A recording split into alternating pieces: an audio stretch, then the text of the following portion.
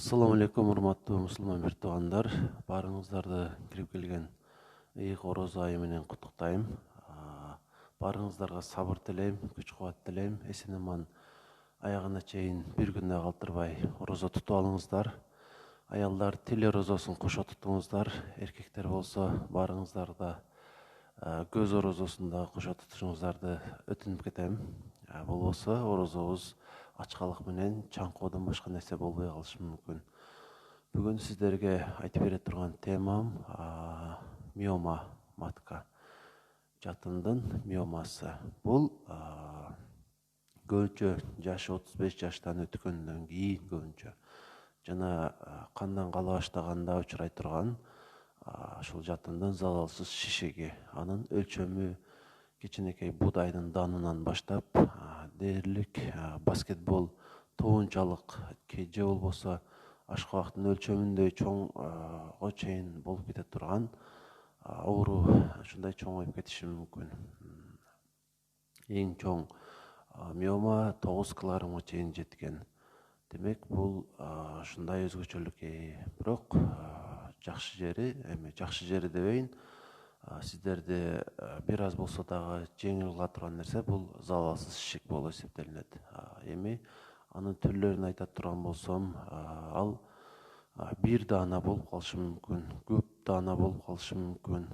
Ошол жатындын бир жеринде эмес, ар жеринде жайгашып калышы мүмкүн. Сыртында, ортосунда, ушул клеткалардын түрлөрүнө жараша кайсы жеринде болсо дагы жайгашып кала бериши мүмкүн. Жана аны аныктоонун бир гана аргасы бар, бул болсо УЗИ. Эгерде чоң болуп кетсе, албетте көзгө көрүнүп калышы мүмкүн, андайдан Кудай алыс кылсын. Бирок чоң болуп калса, ошол кош бойлуудай эле көрүнүп калат кадимки эле. Бирок азыркы учурда дээрлик бардык эле айымдар тез эле УЗИге түшүп турушат, дароо эле ал байкалат, миома бар болсо. Миома өзүнүн бар экендигин көп учурда билдирбейт, эч кандай ашыкча белги сезбейт. Бирок кээде ошол этек киргилген учурда оорутушу мүмкүн, көбүрөөк убакытка созулуп калышы мүмкүн. Ушундай өзгөчөлүктөр бар. Себептери тууралуу ар кандай божомолдор айтылат, бирок ошол божомолдордун арасынан дагы көбүрөөк эстроген деген гормондун көбүрөөк бөлүнүп чыгышына байланыштырышат. Жана дагы көп убакытка чейин кош бойлуу болбой жүргөн дагы ушул оору пайда болушу мүмкүн. Эмнеге дегенде ошол жатын аялдын кош бойлуу болушун күтүп жашайт. Негедир ушундай өзгөчөлүктөрү бар. Эми аны дарылоо тууралуу мен айтпайын бүгүнчө.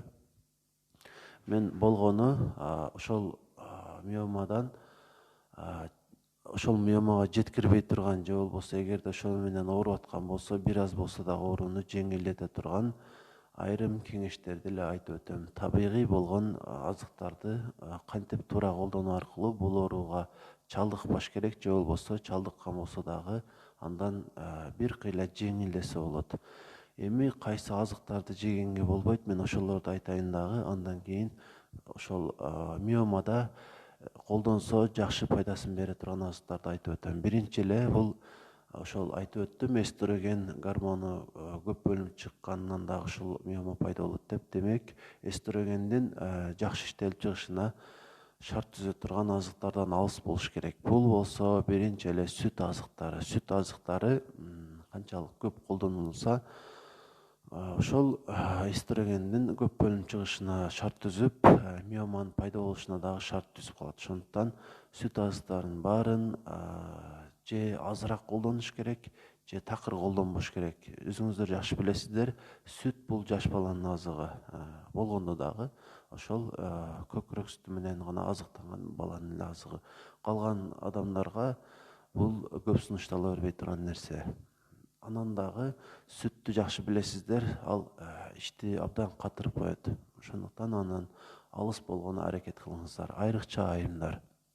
Жана дагы ошол миома пайда болгондон кийин анын тезирээк өсүп чоңоюшуна шарт түзө турган инсулин гормонун дагы көп бөлүнүп чыкпашына шарт түзүшүбүз керек. Ал тууралуу өйдөдө же мурдагы видеолордо көп эле айтып өттүм. Ошол жеңил сиңе турган углеводдордон мүмкүн болушунча качыш керек. Un азыктарынан айрыкча. Жана мөмө жемиштердин көпчүлүгүнөн азыраак жей турган болсок дагы ушул миомадан алыс болобуз. Кантты дагы такыр жегенге болбойт. Ушундай нерселерден эгерде сизде ушундай миома болуу мүмкүнчүлүгүңүз жогору экенин сезсеңиз же болбосо УЗИден аныкталган болсо ушулардан качыңыз. Эми сиздерге кайсы азыктар сунушталат? Эң алгач сарымсак, экинчиден пияз, помидор, түстүү капуста, брокколи. Ушулар бардыгы сиз үчүн өтө керектүү жана организмиңиз үчүн айрыкча ошол жатыныңыз үчүн пайдалуу болгон азыктар. Ушуларды мүмкүн болушунча көп колдонгонго аракет кылыңыз. Ошондой эле жалпыздын ошол кургатылып майдалатылганы. Аны болсо аптекаларда сатат, дарыканаларда. Аны мята деп коет дагы. Ошондон чай кылып ичип турсаңыз дагы абдан жакшы жардам берет. Жана дагы сизге жакшы жардам бере тургандардан бул ачкалык менен дагы миомадан айыкса болот. Азыркы учурда ушул ороз айы дагы дал ушул миомадан алыстоого жардам бере турган убакыт. Орозо кармаңыздар, бул дагы сиздерге абдан жакшы жардам берет. Мындан дагы башка пайдалуу болгон нерселер балким бардыр. Азырча мен билгендер ушулар болду. Каналга катталып коюңуздар, биринчи жолу кирген болсоңуздар. Жана мындан дагы жакшы видеолор чыгат буюрса, кийинки видеолордо.